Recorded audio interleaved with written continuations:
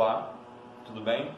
Meu nome é Felipe e juntamente com o Adair e a Lid, nós vamos estar apresentando o trabalho, com o tema A Guerra Fria nos anos 1970 e 80, o recuo americano, fim da Guerra Fria e a nova Guerra Fria, né? Todo esse período aí que a gente vai tratar. Eu vou introduzir, um pouco do tema para vocês, para a gente entender um pouquinho o que foi a Guerra Fria, né? Vamos utilizar dois autores, eu principalmente vou utilizar dois autores para fazer essa introdução, que é o Paulo Vicentini e o Érico Bisbal, em seus textos. Inicialmente eu vou falar um pouco do que o Vicentini vem trazer no seu texto, e depois eu vou falar um pouco do que o Bisbal vem trazendo no seu texto. A gente vai ver um pouco aí dessas ideias e desse conceito que foi a Guerra Fria. A gente pode também pegar, para explicar a Guerra Fria, um pouquinho do fim da Segunda Guerra Mundial e do início da Guerra Fria. Segundo Paulo Vicentini, trata-se de sistema ou um conceito, um dos mais polêmicos da história contemporânea. Então, para o Vicentini, a Guerra Fria foi muito mais que um conceito, um sistema político-econômico que percorreu o mundo durante esses anos e que acabou fazendo uma grande diferença, ou fazendo uma grande transformação no mundo contemporâneo. Ele coloca para a gente também uma dualidade de ideias, que a Guerra Fria seria apenas um conflito ideológico entre as duas potências, a União Soviética e os Estados Unidos, ou também uma mera luta de poder, entre as grandes potências, para ver quem era mais poderosa ou quem tinha a maior hegemonia, E a gente percebe muito bem isso no texto do Vicentini. Após o fim da guerra, Segunda Guerra Mundial, que a gente vai começar a entender um pouquinho o que foi a Guerra Fria, esses países estavam juntos, estavam aliados, faziam parte dos aliados, e lutavam contra o eixo, que era a Alemanha, o Japão e a Itália. Após eles tomarem a Alemanha, e os Estados Unidos verem que a guerra estava para ser encerrada, eles já começam a enxergar de certa forma a União Soviética como inimiga.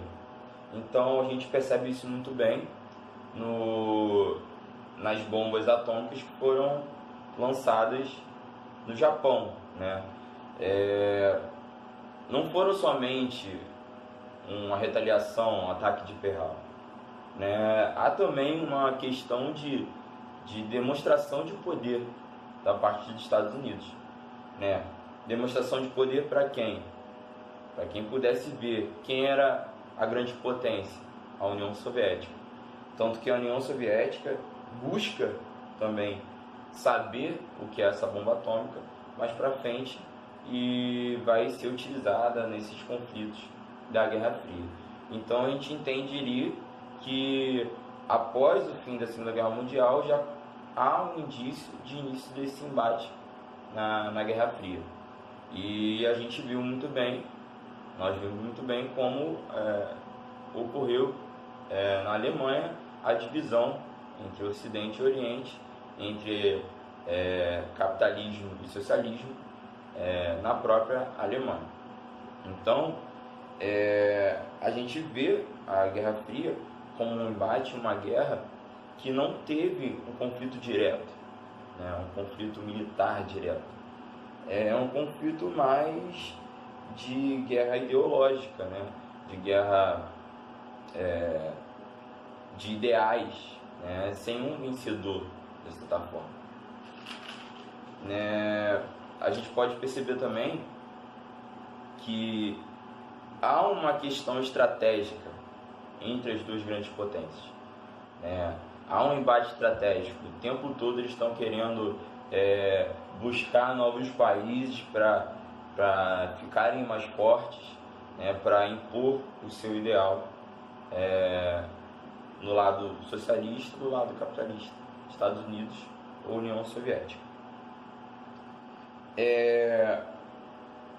Há três principais embates que ocorrem na Guerra Fria, que é o embate armamentista, o econômico, financeiro e o ideológico, como a gente já disse. Desses grandes embates econômicos, a gente pode dizer muito bem que é através dos Estados Unidos, né? A gente pode citar a doutrina Truman ou o Plano Marshall, mais especificamente a parte econômica, o Plano Marshall. O Plano Marshall financiava alguns dos países europeus e que acabavam de estar em uma situação financeira crítica, né, por causa do fim da Segunda Guerra Mundial. Ao financiar esses países, os Estados Unidos não estava somente com um ideal de ajudar esses países, mas sim também tinha uma imposição ideológica em cima desses países. Esses países estavam entregando sua economia, né, para os Estados Unidos e acabavam também entregando um pouco das questões ideológicas. Países que muitas vezes eram ligados por viés socialista acabavam deixando de ser socialista para entrar num viés ideológico capitalista por imposição dos Estados Unidos após esse financiamento. Essa dualidade acontece também na parte da União Soviética. Então a gente vê a União Soviética a partir da Comecon, né, que é o conceito de sistemas de ajuda econômica aos países socialistas, e que a União Soviética também age da mesma forma, auxilia esses países, né, impõe a esses países que eles fiquem do lado da União Soviética por ter essa ajuda financeira. Na parte armamentista e militar, a gente vê a doutrina Truman, né, na parte dos Estados Unidos, que após vai desencadear na OTAN, que também age da mesma forma, né, financia a questão armamentista, militar, e traz esses países para o lado dos Estados Unidos, e do lado da União Soviética, o Pacto de Varsóvia, que também participa dessa dualidade no embate da Guerra Fria. Há uma dicotomia real no que está acontecendo entre os ideais desses pactos e uma grande reformulação geopolítica no mundo. Então a gente pode ver que a Guerra Fria não é só um embate, segundo o Paulo Vicentini, há algo maior, né, nesse embate, que é a questão de mudança política, econômica e geopolítica no mundo. Uma coisa que a gente também pode falar, que eu acho que fica explícito no texto do Vicentini, é essa busca dos Estados Unidos combater o mal do socialismo na União Soviética. Então essa dicotomia, essa briga entre o bem e o mal é colocada todo o tempo na Guerra Fria, a partir de questões culturais e questões econômicas e muitas outras questões. Na questão cultural, por exemplo, há quadrinhos e filmes que abordam a luta do bem e do mal, como o Capitão América contra a União Soviética, né, contra o perigo do socialismo. Então a gente vê muito bem isso, essa luta entre o bem e o mal. Um termo que é bom a gente falar também, que acontecia na Guerra Fria, que é o termo detente, né? Esse termo era utilizado para estabilizar o conflito que estava sendo feito entre União Soviética e Estados Unidos. Após os anos 70 e 80, esse termo é deixado um pouco de lado, né? Ele não é mais bem visto, até por causa das grandes forças dos Estados Unidos em intensificar o embate entre as grandes potências. Esse embate maior é devido até aos últimos presidentes, né? O Carter, o Hegel, né? Que fazem um embate muito grande contra a União Soviética. Há um tema também que é bom a gente introduzir, que é a respeito de uma guerra direta que houve dentro da guerra indireta, da Guerra Fria, que é a participação dessas potências nos embates que aconteciam nos países de terceiro mundo, como Vietnã e países do continente africano.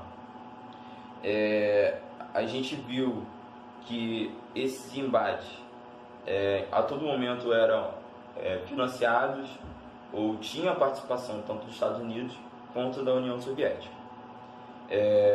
Posterior a esse ideal os conceitos que eu coloquei a partir do Paulo Vicentini, eu venho colocar um pouco dos conceitos do texto do Hobsbawm. A Guerra Fria é dividida em duas partes, com o divisor de águas dos anos 70. Então, essa década de 70 e 80, que é o que a gente vai tratar no nosso trabalho, que os nossos outros amigos vão tratar melhor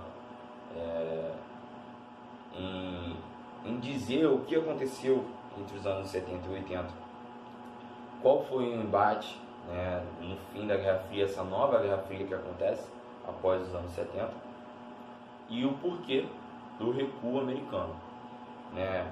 Mas os anos 70 para o Hobsbawm é um divisor de águas. Ele denomina a Segunda Guerra como uma guerra de grandes mudanças econômicas, políticas e geopolíticas no entorno mundial. É mais ou menos assim, da mesma forma que o Vicentini vê, mas não há, na parte do Vicentini, essa divisão. O Hobsbawm já vê essa divisão a partir dos anos 70. Essa mudança é também vista como um período de crise econômica, né, no longo dessas duas décadas. Ou seja, estava ocorrendo um período de crise após os anos 70, que expõe um pouco o porquê que o Hobsbawm faz essa divisão. Os conflitos que estavam ocorrendo nos países de terceiro mundo, juntamente com a coincidência, né, da crise e da derrota dos Estados Unidos em algum desses conflitos, como foi a derrota posta como vergonhosa dos Estados Unidos no Vietnã, no conflito do Vietnã, acaba que colocando como se os Estados Unidos estivesse, né, em desvantagem nesse momento, o que na verdade não ocorre. Os Estados Unidos continuam no embate na Guerra Fria, né? Então Hobsbawm vem colocar isso pra gente. Esse embate, essa crise, toda essa coincidência que eu acabei de falar, que estavam acontecendo, acaba gerando em torno do mundo uma onda revolucionária. Ou seja, as pessoas já não estavam não sabendo o que estava acontecendo durante a Guerra Fria.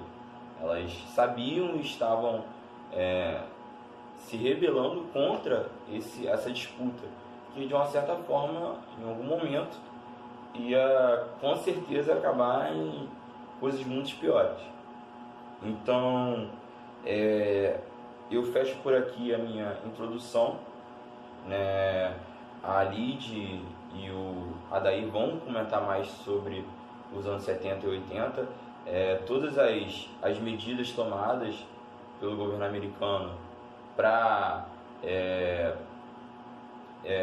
combater a potência da União Soviética, como as medidas da Guerra das Estrelas, né, que as medidas de conter os possíveis bombardeios atômicos da União Soviética, entre outros, né, e o fim da Entente, como já tratei aqui um pouco com vocês. Então é isso. Obrigado. Bom dia, aqui é o Adair. Enfim, acabamos de ter uma contextualização e o início do nosso trabalho com o Felipe, né? E agora nós vamos adentrar um pouco mais, né, no nosso objeto, que seriam a década de 70 e de 80, no contexto da Guerra Fria, e o recuo americano, que seria esse recuo, né? Primeiro, baseado no Paulo Visentini, ele analisa uma conjuntura um pouco anterior à década de 60 e 70, que é o contexto dos anos 60, no início desse, assim dizendo, da origem desse processo, né? Ele fala da morte do Kennedy e a consequência disso, a derrubada do governo Khrushchev, né? Nesse meio, nesse inteirinho dessa conjuntura, vai se atingir o que ele fala de detente ou distensão. O que seria isso? Uma espécie de equilíbrio, né, internacional, justamente primeiro pelo equilíbrio nuclear, né, ter sido atingido. A União Soviética ela já havia conseguido produzir mísseis balísticos intercontinentais, então esse equilíbrio ele foi de certa forma atingido, né?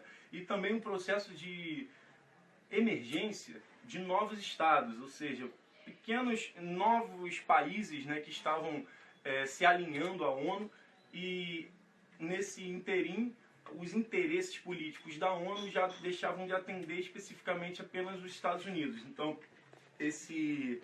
essa força, né, essa hegemonia americana, ela foi perdendo força. Isso na década de 60. Adentrando a década de 70, né, já vai se ter na Europa uma que o Vicentini fala, ele chama de uma cooperação sistemática entre a União Soviética e a Europa Ocidental. O que seria essa cooperação sistemática? É interessante usar essa palavra porque ele não chama a Guerra Fria de um conflito apenas, ele chama de um sistema político, um sistema tecnológico, um sistema cultural, né? Onde a União Soviética, na contextualização, ela vai ser adestrada internacionalmente, é uma nova potência, e ela vai ser adestrada, segundo Paulo Vicentini, como um antagonista, como um inimigo, uma produção de subjetividade aí para fins de um sistema, né? E o que acontece é que essa potência, na década de 60, entra num acordo sistemático, numa cooperação sistemática com o próprio Ocidente europeu, justamente por esse equilíbrio bélico, né, proporcionar uma visão de que para a Europa uma guerra naquela localidade ali seria já impensável. E isso acaba ocorrendo um deslocamento desses conflitos de interesse para as próprias periferias, a partir da década de 70, principalmente na América do Sul, na África, e o Paulo Vicentini chama a atenção para a questão do Vietnã, a questão da China, né, que é muito importante, que ele chama de uma vietnamização do conflito, né? Por quê? O que seria isso? Em 1975, você tem um acordo de Helsinki. O acordo de Helsinki foi proposto pelos próprios americanos, justamente por estarem vendo a sua hegemonia derrocada, né? O que acontece? Esse acordo ele buscava limitar, né, a questão armamentícia, principalmente de uma superpotência que estava surgindo aí, que era a China, né? O que acontece é que nós vemos, né, nós podemos ver, tanto lá no Vietnã, quanto na África, na América do Sul, enfim, uma multipolarização, né, política no terceiro mundo, que seriam várias revoluções locais, ou seja, revoluções anti-imperialistas, né? Em 74, 75, Portugal, Espanha, Grécia, vários países eles derrubam os governos mais autoritários, né? Ou mais imperialistas politicamente, né?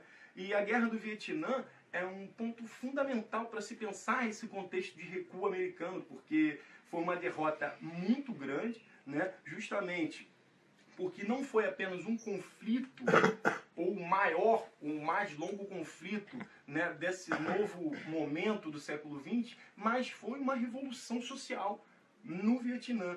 Agrícolas, forças locais conseguiram derrotar superpotências mundiais e unificar um país, né? E essa síndrome do Vietnã, né, ela vai reverberar logo num momento posterior, que a Lid vai comentar com a gente, né?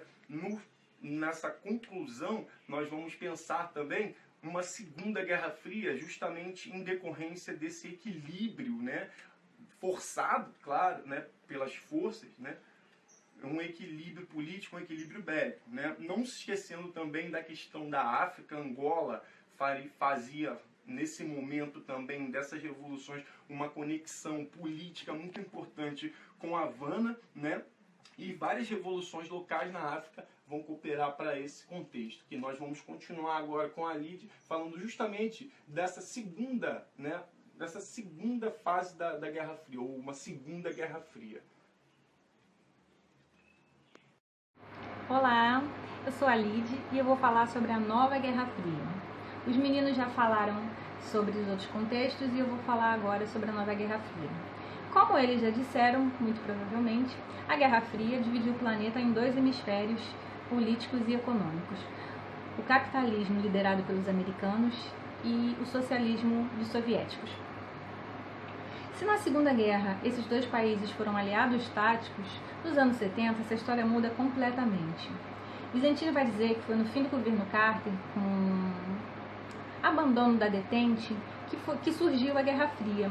Então, nos anos 70, só que nos anos 70 ele foi marcado por grandes crises econômicas, por causa do esgotamento do Fordismo. Então a palavra de ordem naquele momento era privatização. Os anos 70 e 80, e já para 80 também, foram palco de grandes lutas, reivindicações, mobilizações, vitórias e derrotas. Enfim, houve ações coletivas nas lutas de classes, a falência do colonialismo europeu, houve guerras na África que acabaram aproximando a Somália de Washington e a Etiópia de Moscou. Enfim, os países se dividiram, apoiando americanos e apoiando soviéticos. A crise econômica causou também uma grande tensão social e a reestruturação do capitalismo.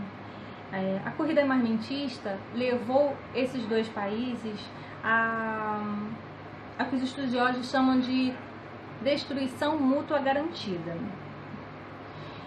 Então, a corrida armamentista durou cerca de uma década. Só que eles chegaram à conclusão, em determinado momento, começaram a ter um pensamento de que as bombas que foram encaminhadas, as duas bombas que foram encaminhadas contra o Japão, não tinha mais sentido de se mobilizar em pensar numa talvez terceira guerra mundial. Não faria sentido, né? Uma destruição em massa. Então eles começaram a ter esse pensamento e recuaram, porque o pensamento era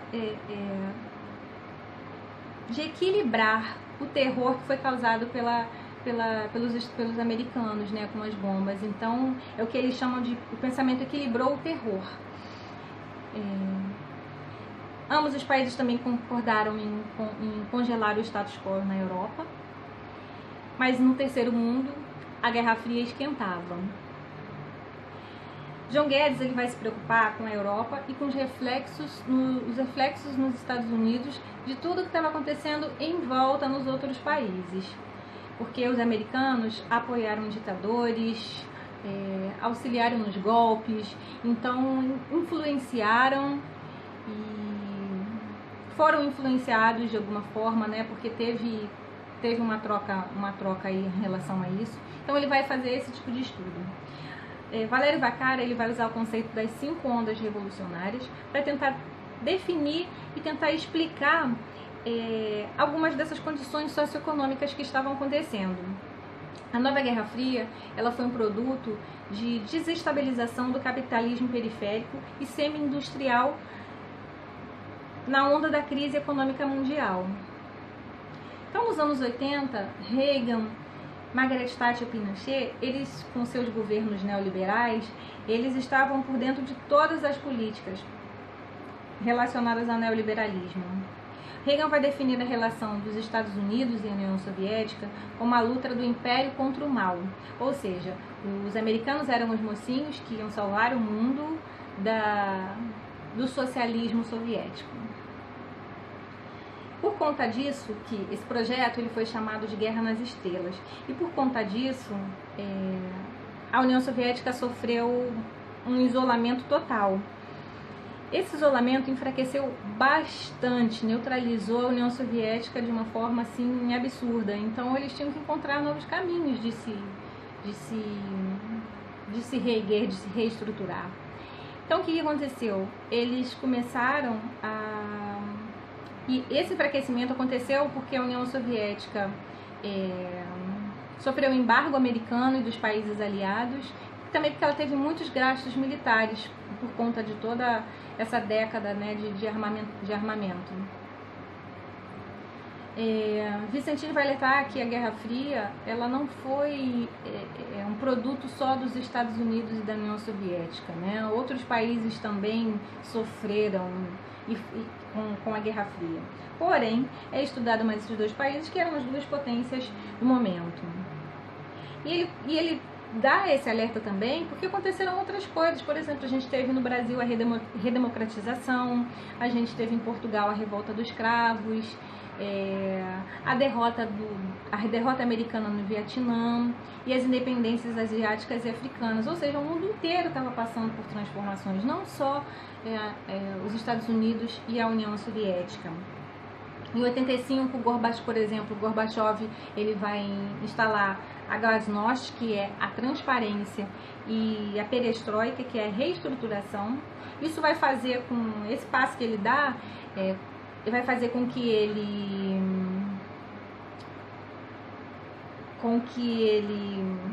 dê fim à Guerra Fria, e é o que é chamado de ofensiva diplomática pacifista. Isso vai acabar dando fim de fato à Guerra Fria e ao mesmo tempo também vai fazendo com que a União Soviética seja extinguida. Posteriormente também a gente vai ter na Alemanha a queda do Muro de Berlim, e a União Soviética nesse período também já vai estar totalmente desintegrada. Reagan e Margaret Thatcher vão se reconciliar. Enfim, com todos esses acontecimentos que surgiram após o término da Guerra Fria, Vicentini vai falar também que, embora o término da Guerra Fria tenha deixado o mundo, de certa forma, instável, conflituoso e imprevisível, são palavras que ele usa no texto dele, todas essas modificações foram importantes para descongelar, é outra palavra que ele usa também, a história mundial. Então, porque é como se ele dissesse que se continuasse como estava, né, esses dois países, né, ainda na Guerra Fria, o mundo não iria sofrer as transformações que aconteceram, né? Foi preciso, né, alguém ter dado esse passo, né? E é algo que a gente concorda plenamente com todas essas mudanças que aconteceram com o término da Guerra Fria, da nova Guerra Fria, enfim. Bom, eu encerro o nosso trabalho e eu espero que a gente tenha conseguido falar em tão pouco tempo das coisas mais importantes que precisavam ser ditas para esse trabalho. E é isso.